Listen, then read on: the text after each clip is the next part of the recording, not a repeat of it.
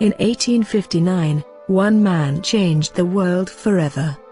He was Charles Darwin.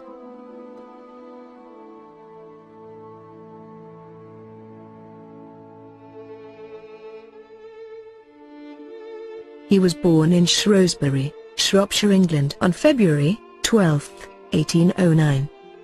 Darwin himself initially planned to follow a medical career, and studied at Edinburgh University, but later switched to divinity at Cambridge.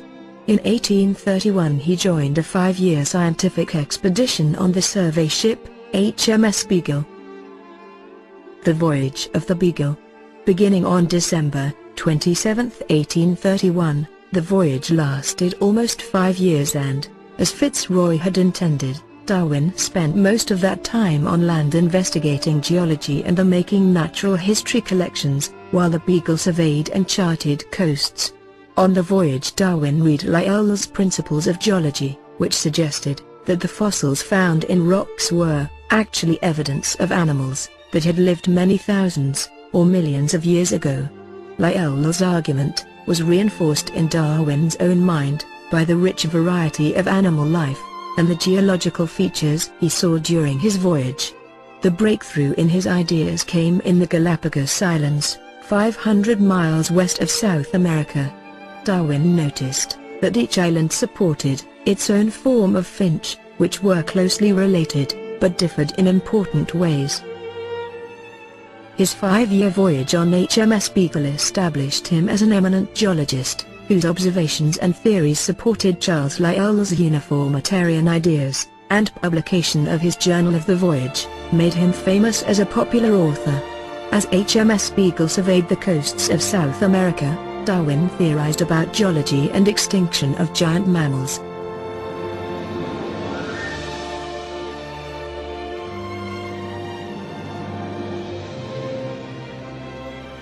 In mid-July 1837, Darwin started his notebook on transmutation of species, and on page 36 wrote, "I think," above his first evolutionary tree.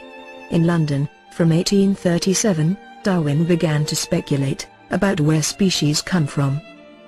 Puzzled by the geographical distribution of wildlife and fossils he collected on the voyage, Darwin began detailed investigations, and in 1838 conceived his theory of natural selection. Darwin invoked the idea of the tree of life, a way to describe the evolutionary relationships between all living things on Earth. Darwin worked on his theory for 20 years. After learning that another naturalist, Alfred Russel Wallace, had developed similar ideas, the two made a joint announcement of their discovery, in 1858. The theory of evolution by natural selection is one of the most influential scientific ideas ever conceived. Darwin published his theory with compelling evidence for evolution, in his book On the Origin of Species, in 1859. It was to be the book that changed the world forever.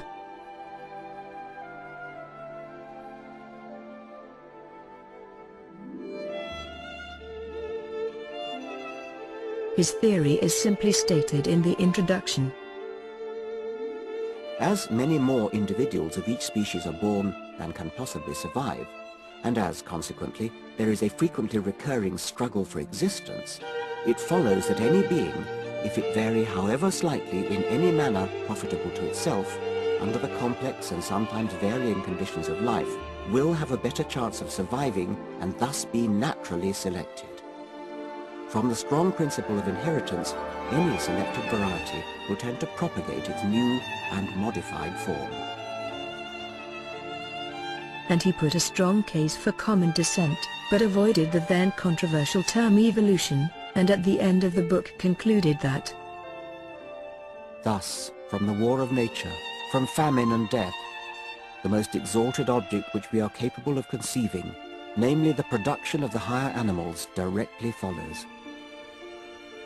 There is grandeur in this view of life, with its several powers having been originally breathed into a few forms or into one, and that whilst this planet has gone cycling on according to the fixed law of gravity, from so simple a beginning, endless forms most beautiful and most wonderful have been and are being evolved.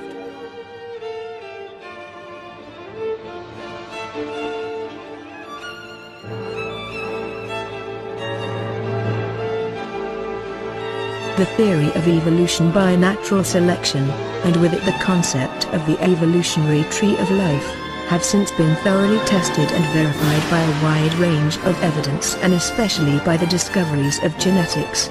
The universality of the genetic code confirms a common ancestry for all life on Earth.